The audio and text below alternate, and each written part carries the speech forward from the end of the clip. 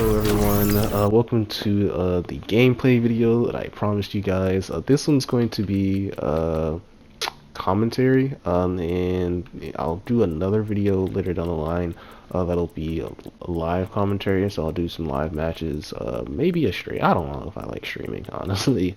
Maybe if I get like a better streaming setup, but until then, probably not gonna happen.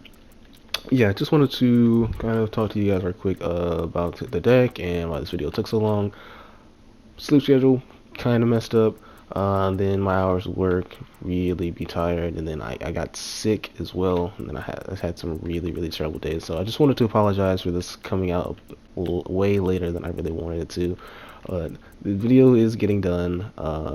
Should be out today. For a point of reference, Donald Trump was just announced as a president, so should be done today. Yeah, no, thanks for waiting. If you guys have seen the previous video, and if not, welcome to the channel, and I hope you guys enjoy this video. I'm just going to do some gameplay with this deck right here. There shouldn't really be any changes from the previous video. I didn't feel the need to change anything. If I could, I would maybe trade a Droll and Lockbird, just because I've seen a couple of these in my hand more than I really felt comfortable with.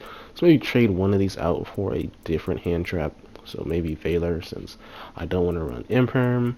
I don't really like Valor though, and it's not strong in the Tenpai matchup. So, I don't know. I'll have to think about a good hand trap to maybe replace one of these. But either way, the deck felt pretty solid, other than drawing Ben K way too many times. I saw this every other game, and if it wasn't every other game, it was the game after that. Trust me, I've seen this card way too much. I don't know if I'm just waited to draw this card more in Master Duel, but this was really annoying. And other than that, I didn't have too much trouble with the deck. It's just seeing Garnets more than I would really like to. So my only real options are making the deck size higher, which is not really gonna help more with consistency at this point. So not really an option. Maybe that's like a year from now when we see the 10 support. That's like a year. Maybe like next January, like 2026. It sucks. Yeah, no, I don't know if I'll be changing this up too much anytime soon, but we'll see how it goes. I still have the Infernoble deck I want to mess around with and get some videos out on that. So, but either way, see you guys in the gameplays. Alright guys, so we have our first game here is going to be against Kashtira. In our hand we have a pretty decent hand of one Garnet with Mapura, a starter with Milyi, an extender and Taya, Ender and Long One, and another extender with Circle. So with this hand, I immediately see I have Swordsoul Trinity, which is pretty much what I decide to go for here. With this hand, I believe I can play through probably maybe an Ash, definitely like an Imperm or Valor though. So getting straight into the turn, we're gonna open up with a normal summoning Milyi here, just to kind of check for any interaction our opponent has. Reveal a Long One, and then we're gonna go ahead and go for Long One straight into Baron to protect our board from any other disruptions like Nib. Let's say we do sink our straight into Chijia with the Milyi draws us into Max C, and we search the summit with the Chijia so that we can reborn Taya. And Taya is going to banish the summit. Summit is going to target the token, just decrease the level, go into Yazi. Then we will Foolish Swanee. Baron will pop Yazi. Yazi will summon Mare from deck. We'll go ahead and start getting our tokens. Those two will get us to Shaman. Doing one last token, we can synchro into Denlong now. Denlong will add 9 pillars to our hand. Shaman will discard a card to add back Shiny to our field. And then with Denlong and Swanee, you can synchro into Chao Feng. Denlong will summon Zafrainu from deck, and that way we have something, another target for our 9 pillars. It's not Chao Feng. And then with our circle, we will tribute the Shaman to search for Protos, and then we will be having a Dark Lockout or Protos. So we are now protected from light and fire effects from Chaofeng. Also, our opponent cannot summon dark monsters. I think this is just the preferable setup we had since we did win the coin toss here. We didn't know if our opponent had Tenpai or not, and so we wanted to be protected against Tenpai. And Protoss just about covers a bunch of other decks as well. So going into our opponent's turn, they start out with Part of Prosperity, so we kind of get to see what deck they are playing. They are playing Kashtira, and they opt to add Theosis, I believe. Yes, it's at this point on resolution that I should have activated Maxi. I should have switched my effect to on and then activated Maxi. I totally did not do that. So they get to go ahead and special summon a monster before Maxi is active. They get Ogre onto the field. They opt, since Maxi is active, they go ahead to opt to banish Ash Blossom, which is not a problem. I'm not really concerned about that. Theosis is going to activate. I don't really want them to get too many monsters on their field, so they can start Exceed summoning and just kind of start to make plays and either break my board. I also opt to not let them get Birth for that exact same reason. Then they go Planet Pathfinder. I'm not really scared of them getting to a field spell at this point. There's not too much they can search here at this point. I'm not scared of Rice Heart due to Chaofeng being on the field, so that doesn't leave them with too many other options. Yeah, they end up going for the one other one that they can summon, which is the Scarecrow Kashtira, and that ends up not being too bad. I'll go ahead and negate that so they can't just walk over some of my other monsters.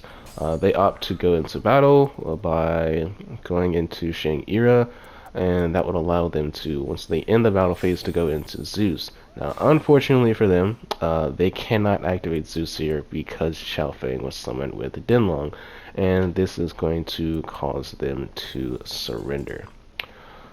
So for this duel, my opponent has chosen for us to go first. Then looking at my hand, I see I have Ecclesia and I have Wakushi here. That's enough for a Fire Lockout with Chaofeng. That's enough for my Swordsoul combo. So that is kind of what I end up doing here.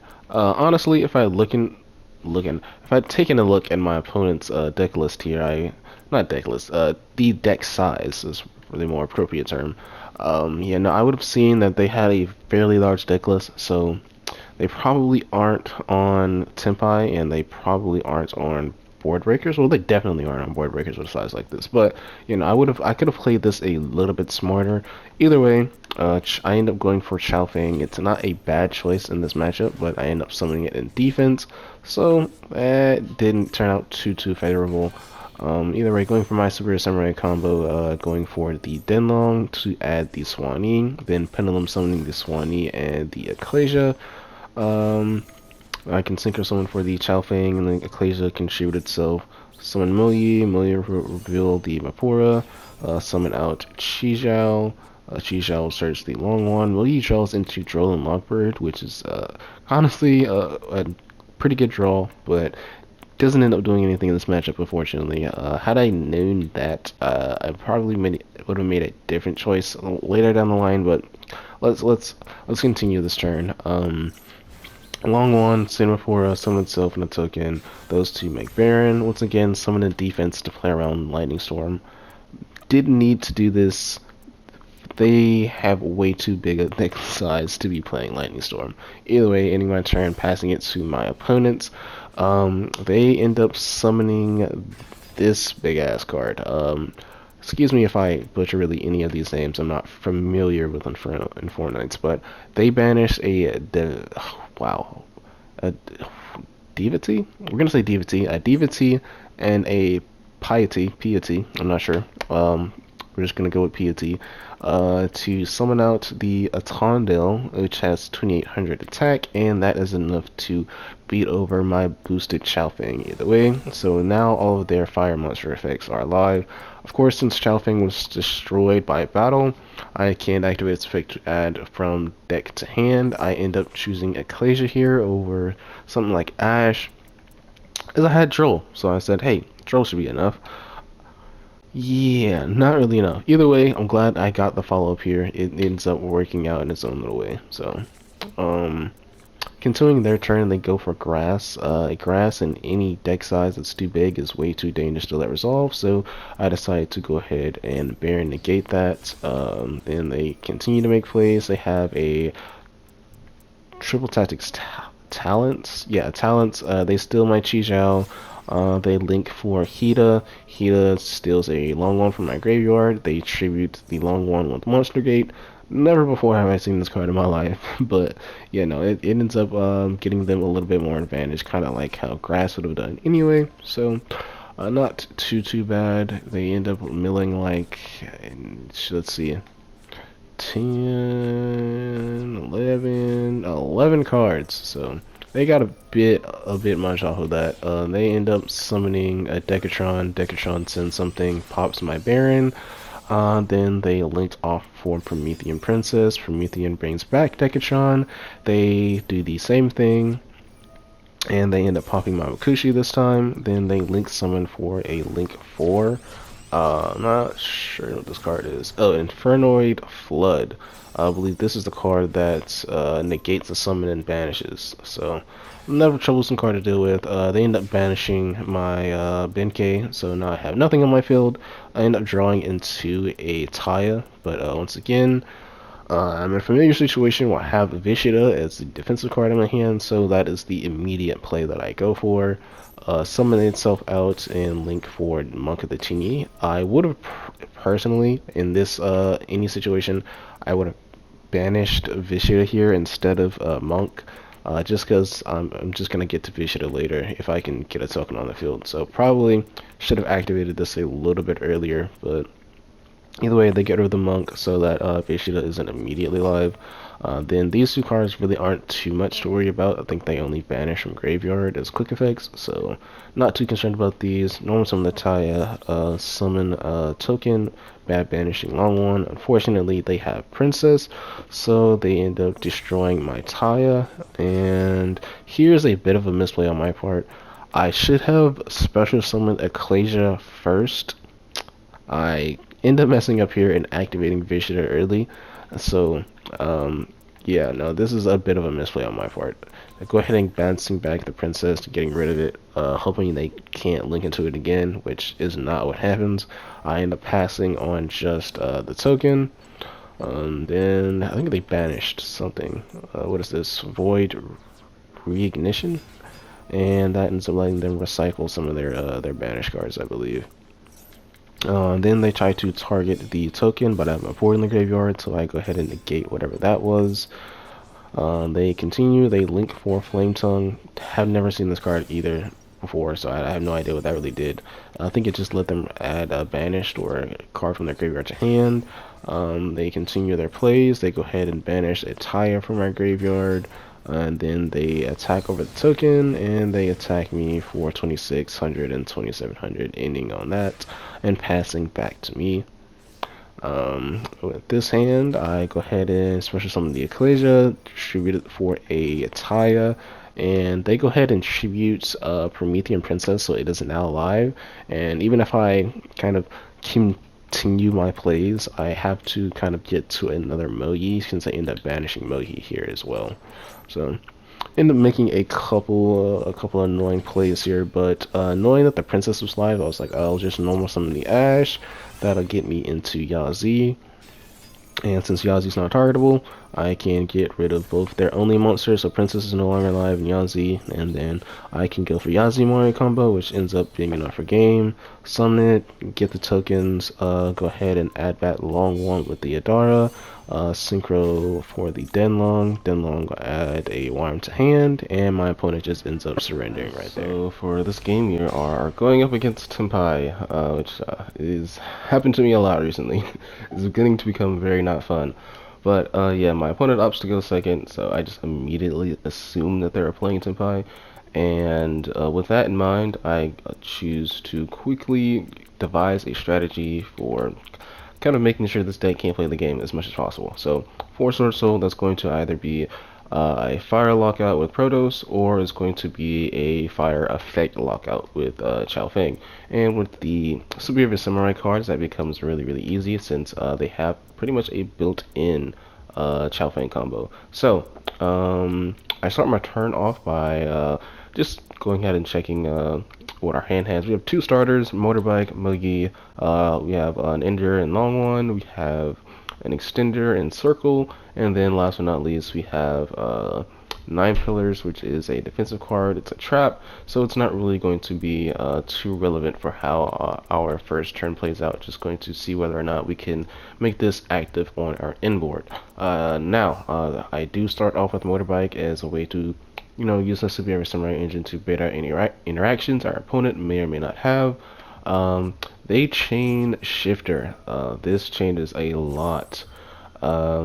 Super Heavy Samurai, the Pendulum monsters need to technically go to the graveyard first before they go to the extra deck, and anything under Shifter is going to be banished instead. So that means that we can't Pendulum summon after we go into Denlong. So we kind of now have to figure out a way to get Swanee on the board despite that. With this hand, I want to see if you guys can just maybe pause the video if you guys want to kind of figure it out for yourselves. It's fairly easy, but I'm going to march ahead. If you guys want to pause and figure it out, you may go ahead. Keep continuing to play out this turn. I'm going to start out with Lakushi. It's going to summon itself onto the board. Just go ahead and give myself a level 4 tuner here. Then normal summon Moyi. Just kind of see if they have any more hand traps like Imperm. They don't, so I continue to kind of just play here. Going to do an Ash check with Benkei here. Once again, we are in the safe, so that means my opponent really doesn't have any more hand traps. I now know that I can just kind of finish out my turn here. I would be worried about Nib, but I've not seen any Senpai players playing Nib, so not too concerned about that. I'm going to go ahead and add Soul Horns to my hand. I'll equip Soul Horns to Akushi, and then special summon itself and make Denlong. Those two end up being banished. So Denlong's just going to have to activate itself here without any chain blocking to add a Worm to my hand, a Yang Zing monster, I mean.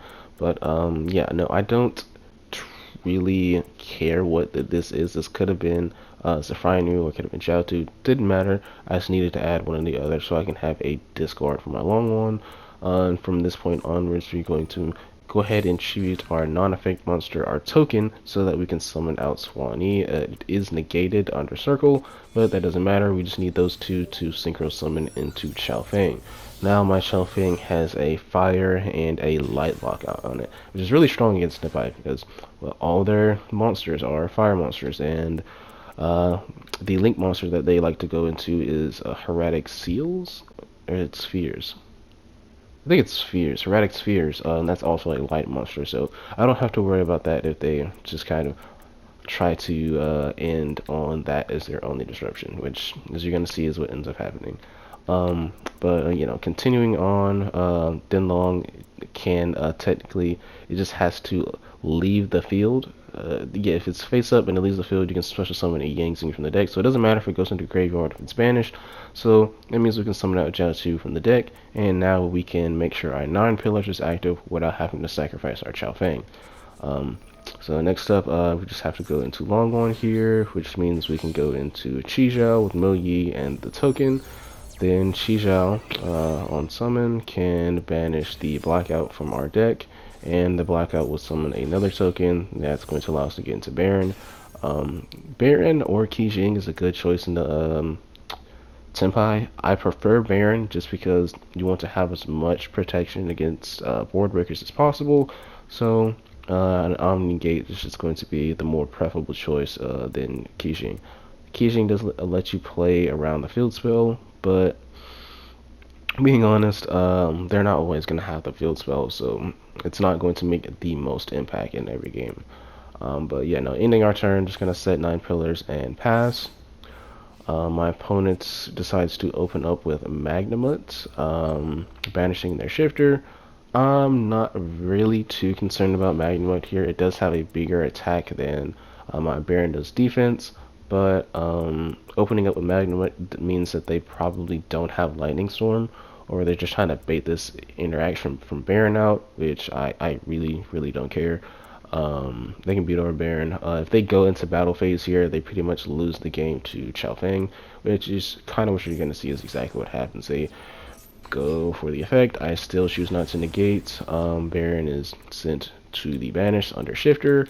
Then they normal summon Fadra, was probably the absolute worst normal summon you can have for Tenpai. But yeah, no, they go ahead and try to get their attack declarations up with Fadra, and then they activate, what is the name of this card? Sengen Kaiman to add Chandra to hand, and then they special summon Chandra. Um, then they declare another attack. They couldn't really activate anything here under Chao Feng. My opponent did sit here for a second wondering why they can't synchro summon. But, yeah, no, can't activate any effects of the same attributes as the Yang Xing monsters used to summon Chao Feng. Really, really strong card in this matchup. Um, from here, they just try to decide to, okay, well, these cards don't work for some reason. I need to break this board somehow. They go into Rose Dragon, another fire monster, unfortunately, so they didn't get to activate this either. I was almost concerned I was gonna have to use 9 pillars, but it ended up not working. Not Chao Feng, Chi Zhao is very not active right now. I don't have any Worms in my graveyard because of Shifter, and I don't have any Worms or Sword Souls in my hand because I needed to use all of that gas for my combo. So even if they did have Lightning Storm, I probably would have sacrificed Chi Zhao had they gone for monsters and attack.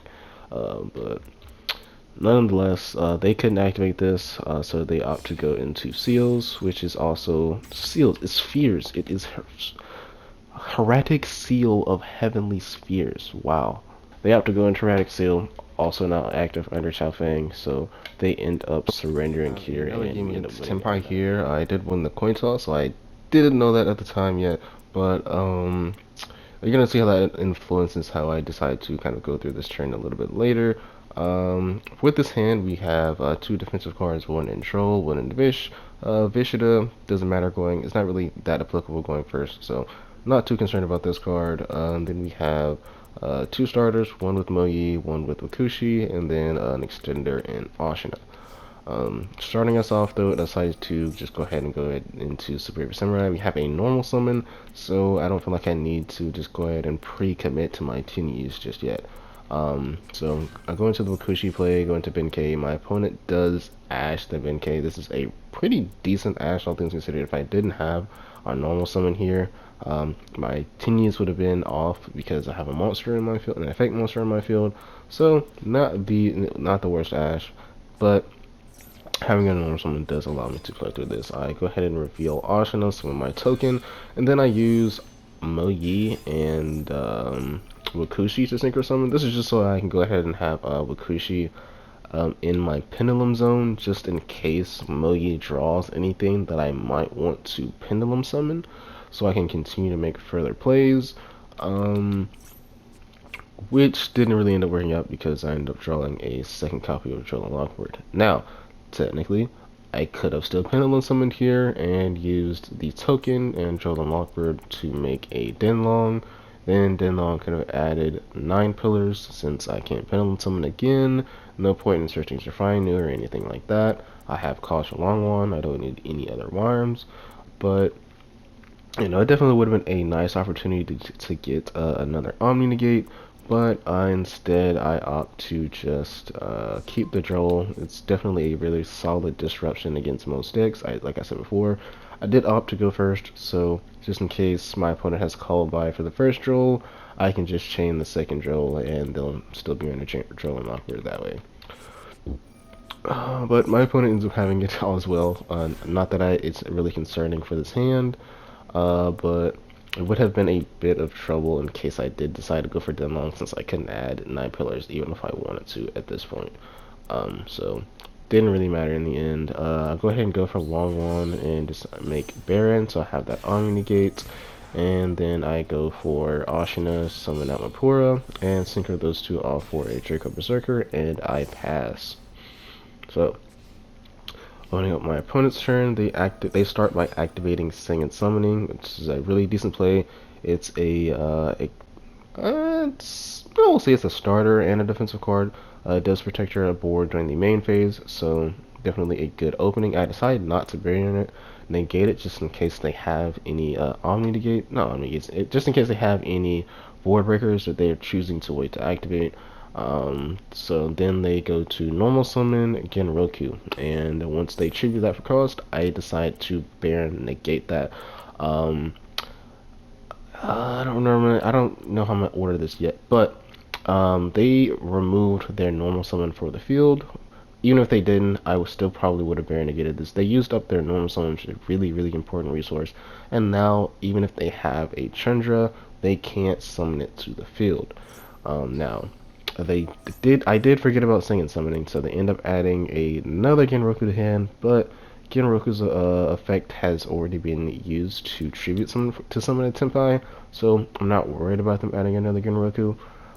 But definitely, it was a solid way to play around this. If I didn't have Draco Berserker to prevent them from summoning it, I would have been in a bit of trouble here, not gonna lie. But Draco Berserker does end coming up clutch and preventing them from summoning it, and then my opponent surrenders since they can't do anything else. If anything to take of note from this duel was make sure you attack that Tenpai normal summon as best as you can. Alright, cool beans. Alright, in this matchup, my opponent didn't win the coin toss. They immediately activate the shifter, so I know I'm in for a bad time. They are playing Cash Tira. Definitely not my favorite deck to play against, but they don't have the most troublesome disruptions to deal with other than Rise Heart, which they aren't really able to end on. Then the standby phase, they activate the anti-spell fragrance, and they go for Shang'ira to summon Scareclaw's Shastira.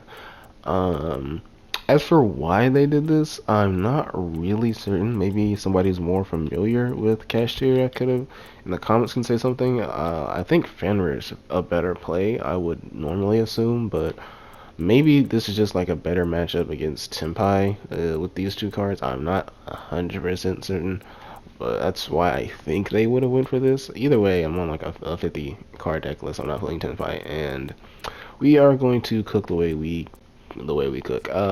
Starting our turn off though, looking at this hand, we have Vishida as our only defensive card, so of course that is what I'm going to start with. Special summoning Vishida from my hand, linking for Monk, then adding that back to my hand with the Adhara, and then I kind of break down my best options here to send back.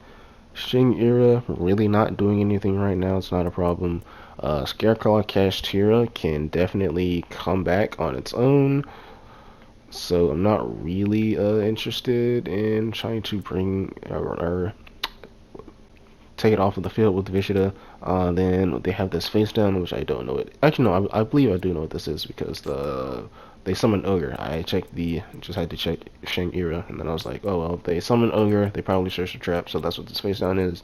They don't have anything banished right now, so it's just a matter of whether or not they have something in their hand, and I gamble on them not really having anything, so I figure let's go ahead and get this out of the way so I can start going into my plays with my Superior Samurai cards.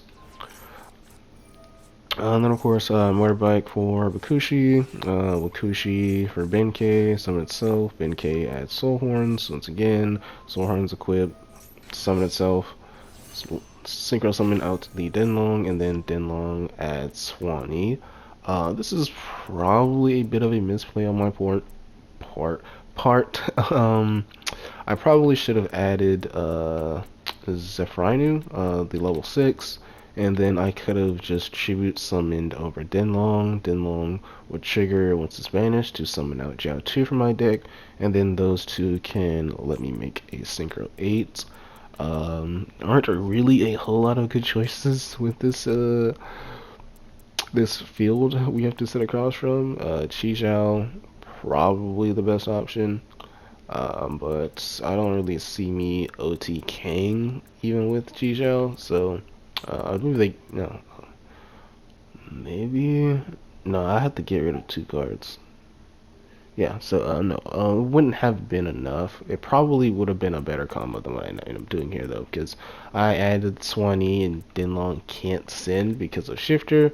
I have no choice but to normal summon it and go for Chao Fang.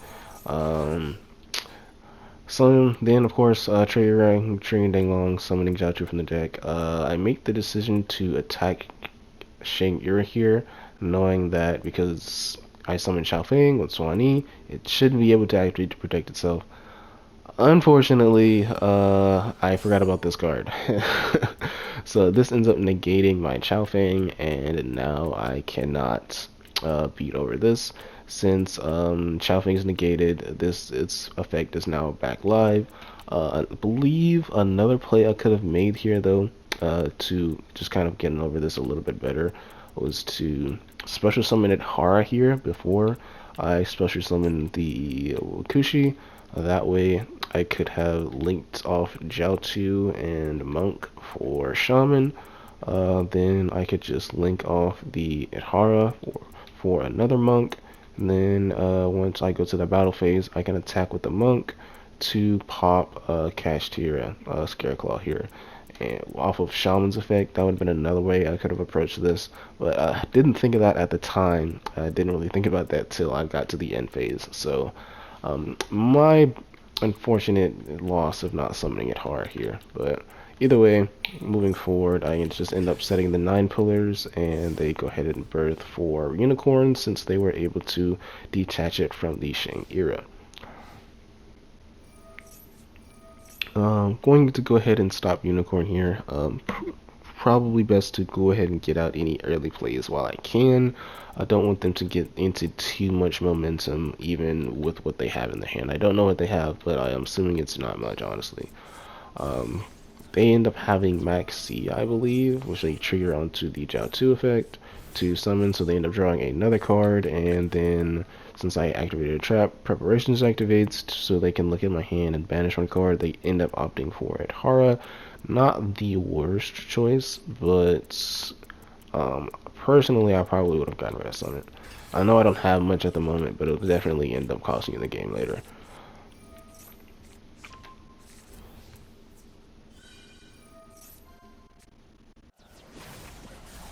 Alright, going into battle phase, they end up choosing to attack over the Monk, over the Sirfrainu.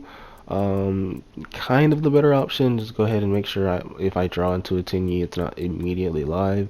That way, if I did have another Hara, I couldn't add anything back. I don't have enough to add off of it Hara here. I don't see why getting rid of that Hara was a choice. Maybe to keep me off of Vishita, but yeah, I don't know. I'm not sure this was the best option. But either way, I kind of think my opponent misplayed a lot here and just allowed me to take advantage of too much. Anyway, they end up going into main phase 2, and they end up going for Typhon. Unfortunately, they have field spells, so Typhon is not activatable since it prevents both players, not just your opponent, from activating effects of monsters with 3,000 or more attack. So this ends up being off. Chao Fang is technically off as well, but it's not. Its floodgate effect is not an activated effect, so that's technically still live. So just even just an additional misplay by my opponent. I'm not sure if they could have had any other plays here. Maybe I'll check their deck list at the end of this just to kind of check. But nah, I won't do. I won't do that. I'll just assume this is the best choice on their part. Either way, they end up passing once again, not OTKing. Well, no, actually, that was their first time attacking, and I ended up surviving with 6,100 health. So drawing to a pretty lucky Ecclesia here. They go ahead and anti-spell again. Not favoring that since I still have the summon I want to activate. I opted to go for Boxia, and Tile will send Mo Yi. Go ahead and get rid of both of their back rows since Preparations can banish from my graveyard a little bit too much. So I'm going to go ahead and get rid of that as well. Boxia ends up popping the Benkei so I can summon out the Mo Yi. Mo Yi reveals Summit, allows me to summon a token, and then I can synchro summon for Chijiao.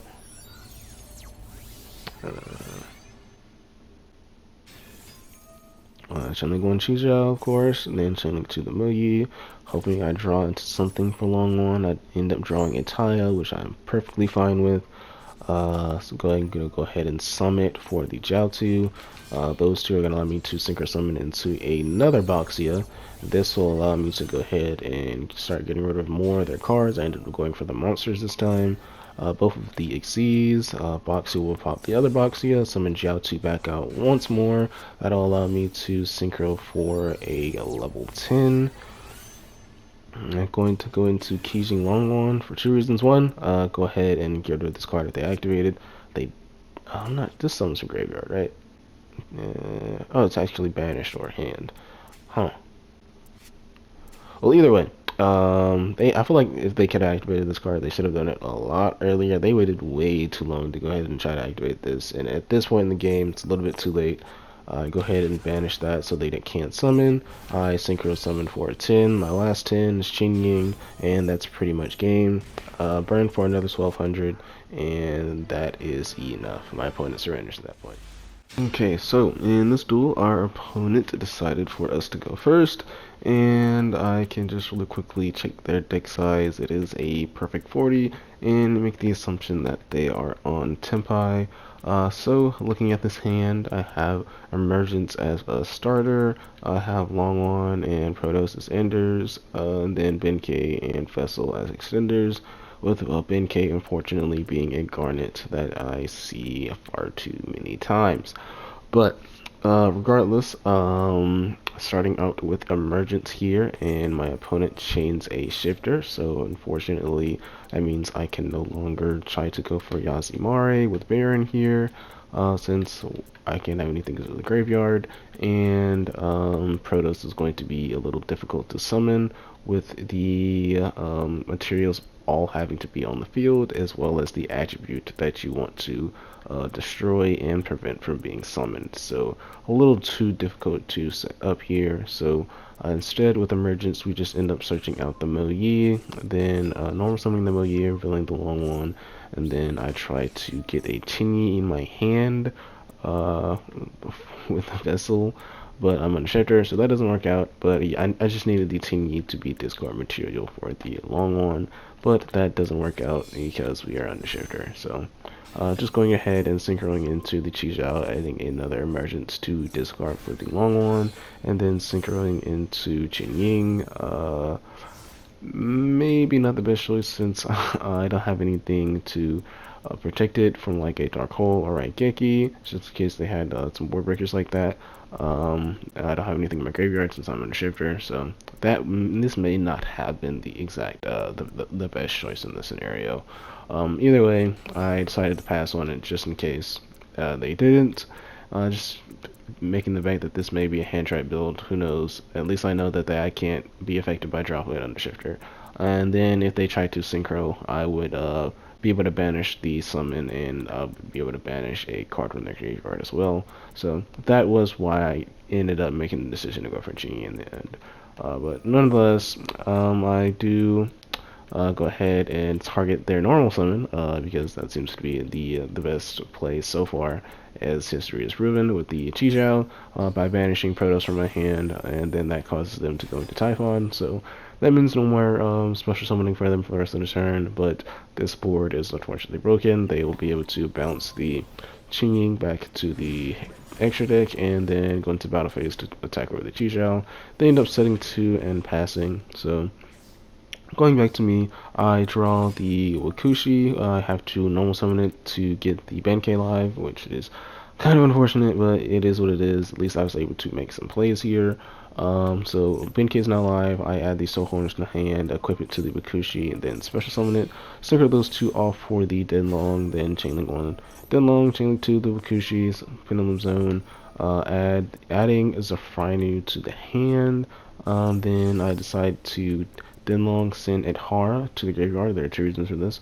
One, I am going to end up summoning the Zafrainu Pendulum Summon, so it's going to add the 9 pillars, and I'm going to use these to synchro into Yazi.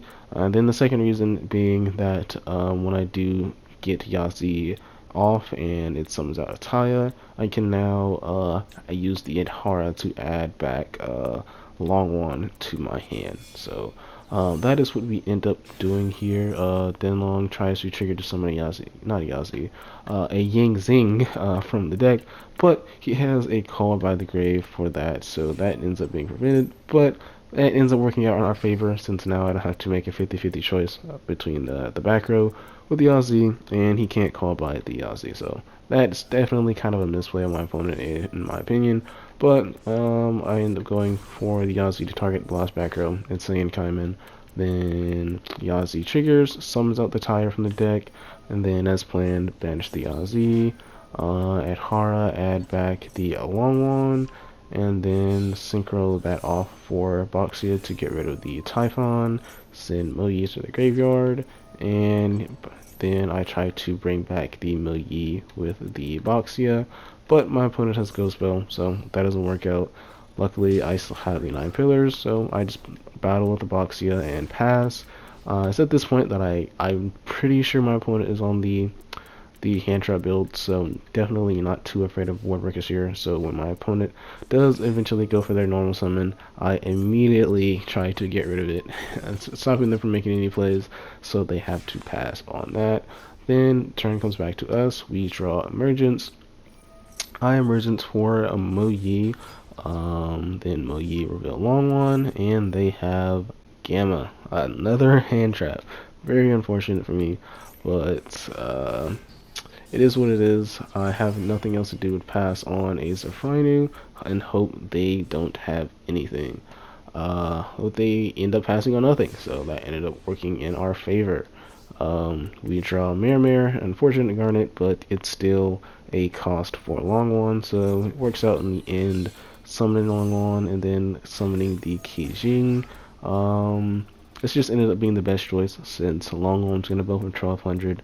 I can attack with Kijing, and then if they try to special summon and activate a spell or trap, I will be able to OTK them with burn damage. So they end up passing on just setting 2, a monster in a back row. I end up drawing a motorbike. Not the best card to draw here, but nonetheless, I can normal summon it or pen on them, but normal summoning will do. Then I can synchro Zerfinu and the motorbike for a Benkei. Benkei, I just have to make the decision what to target here, and honestly, the monster is the best choice. If the background tries to activate, I can burn for 1200 with the Sovereign, and I'll probably still be able to OTK. And then, regardless though, I can just attack over this, and then if they try to special summon it, also it feels like a Chandra, or Chandra's the only one I think I have to fear at this point. So, even if they tried to special summon, I'd just be able to burn again, and I'd probably just OTK that way. So, decided to go for the monster, and my opponent decides to surrender at that point.